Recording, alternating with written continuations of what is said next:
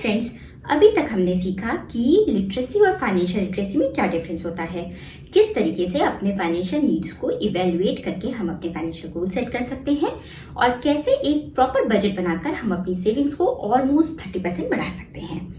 मैं Nikita Singh, join me on money chat to know your money and to grow your money. आज के episode में हम ये सीखेंगे कि इन्फ्लेशन क्या होता है, सिंपल इंटरेस्ट क्या होता है और कंपाउंड इंटरेस्ट क्या होता है और इसका इम्पैक्ट हमारे फाइनेंशियल प्लान पे क्या होगा। आइए सबसे पहले देखते हैं कि इन्फ्लेशन क्या होता है।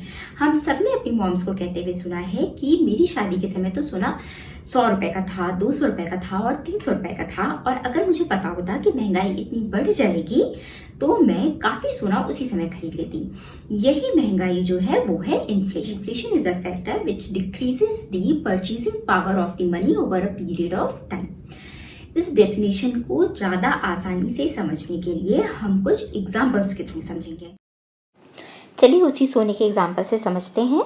अगर 1971 में 10 ग्राम सोना खरीदा गया होता तो उसकी वैल्यू बस 193 रुपीज़ होती, जो कि 2001 में बढ़कर 4,300 रुपये हो जाती और 2021 में उसी सोने की वैल्यू 48,125 रुपये हो जाती। ये तो हमने समझा कि सोने में इन्वेस्ट करके किस तरीके से हम अपनी इन्वेस्टमेंट वैल्यू को मल्टीपल्स में बढ़ा सकते थे। आइए अब देखते हैं कि इसी इन्फ्लेशन का इम्पैक्ट डेली यूसेज वाली चीज़ों के ऊपर किस तरीके से आएगा। तो 1970 में अगर आपने एक प्रिया स्कूटर खरीदी होती तो उसका दाम मात्र 10,000 रुपये होता। प्याज, जो कि टॉक ऑफ द टाउन होता है, हमेशा ही महंगाई के कारण उसकी वैल्यू बस 40 पैसे होती, यानी 40 पैसे में आप 1 किलो प्याज खरीद सकते थे और एक कोक बस 5 पैसे में पी सकते थे। वहीं अगर 2050 में आपको ऐसा ही एक स्कूटर खरीदना हो तो आपको लगभग 2,25,000 रुपये खर्च करने पड़ेंगे। प्याज खाने के लिए 1 किलो प्याज के लिए आपको 110 रुपये देने पड़ेंगे और वही कोक पीने के लिए आपको 220 रुपये देने पड़ेंगे। जी हाँ, यानी कि इन्फ्लेशन के कारण एक दिन यही चीज़ें इतनी महंगी हो जाएंगी कि अगर आप अपने इन्वेस्टमेंट प्रॉपर्ली सोच समझ कर नहीं कर रहे, अपनी सेविंग्स को मल्टीपल्स में नहीं बढ़ा पा रहे, तो आपके लिए इन्फ्लेशन से लड़ना बहुत ही मुश्किल हो जाएगा। अब सेविंग्स कैसे करनी है? हम बैंक अकाउंट में जो भी पैसे सेव करते हैं या एफडी में जो भी पैसे सेव करते हैं उस पर हमें सिंपल रेट ऑफ इंटरेस्ट से इंटरेस्ट मिलता है। अब ये सिंपल इंटरेस्ट क्या है? सिंपल इंटरेस्ट मतलब principal multiplied by rate of interest multiplied by time period.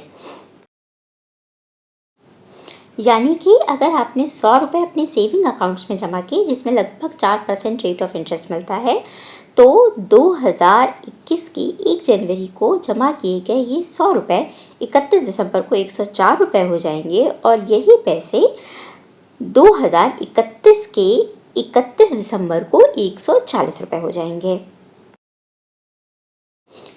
Compound interest क्या होता है? कंपाउंड इंटरेस्ट में जमा किया जाने वाला प्रिंसिपल जो होता है वो कंपाउंडेड होता जाता है। यानी कि अगर आपने 1 जनवरी 2021 को 100 रुपये जमा किए थे तो 1 फरवरी 2021 को आपका प्रिंसिपल हुआ 100 रुपये प्लस द इंटरेस्ट अमाउंट।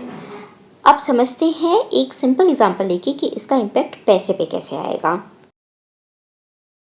मान लीजिए वही 100 रुपये आपने एक ऐसी स्कीम में लगाए जहाँ पे आपको 4% से कंपाउंड रेट ऑफ इंटरेस्ट मिल रहा था, तो 1 जनवरी को जमा किए गए 100 रुपये 31 दिसंबर को 104 रुपये 10 पैसे हो जाएंगे और 31 दिसंबर 2031 को यही पैसे 148 रुपये हो जाएंगे। यानी यहाँ पे आपको 8 रुपये ज़्यादा मिल रहे हैं। यही पैसा 6% वाली कंपाउंड इंटरेस्ट वाली स्कीम में लगाने पे 31 दिसंबर 2031 को 179 रुपये हो जाएंगे। यहाँ पर कंपाउंड इंटरेस्ट, सिंपल इंटरेस्ट और इन्फ्लेशन के इम्पैक्ट को बहुत आसानी से इस ग्राफ के थ्रू समझा जा सकता है। अगर आप ऐसी स्कीम में पैसे जमा करते हैं जहाँ पे कंपाउंडेड रेट ऑफ इंटरेस्ट मिलता है तो पैसे सबसे ज़्यादा रिटर्न देते हैं, सिंपल इंटरेस्ट पे उससे कम, और अगर आप पैसे अपने घर पे रखते हैं तो उसकी वैल्यू ऑलमोस्ट हाफ से भी कम हो जाती है। जैसे कि अगर आज आपके घर का मंथली खर्च 1 लाख रुपए है तो आज के 40 साल बाद इन्फ्लेशन का इम्पैक्ट 4.5% की रेट पे लेने पे लगभग 5,81,000 रुपये हो जाएंगे। अब मान लीजिए आपने आज के हिसाब से 1 लाख रुपए आज के 40 साल बाद के लिए जमा करके सिंपल इंटरेस्ट के बेसिस पे छोड़ दिए, तो वो पैसा बनता है 3,24,000 रुपये, जो कि 5,81,000 रुपये जिसकी कि आपको ज़रूरत होगी उससे काफ़ी कम है।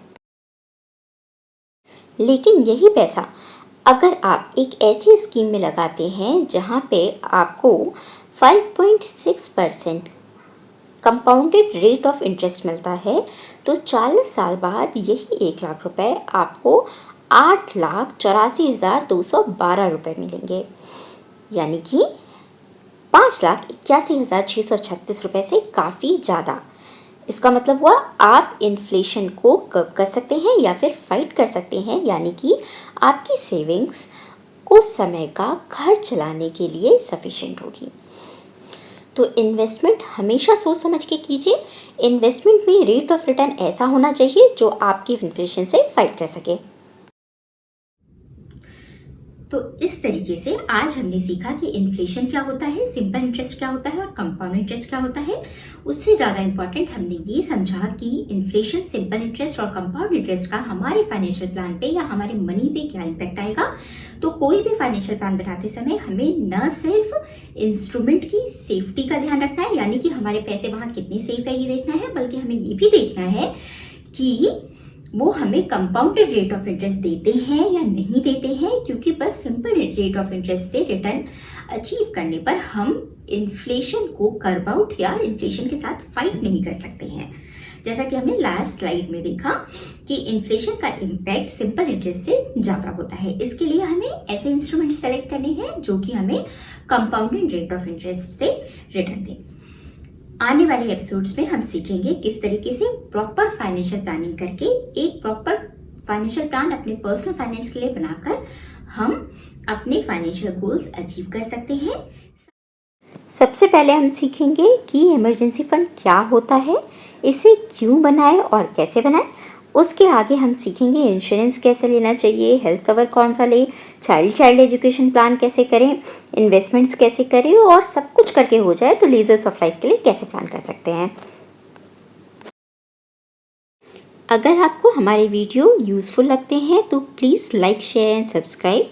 Also share the link with your friends and family to make them financially literate to help them achieve their financial goals in life.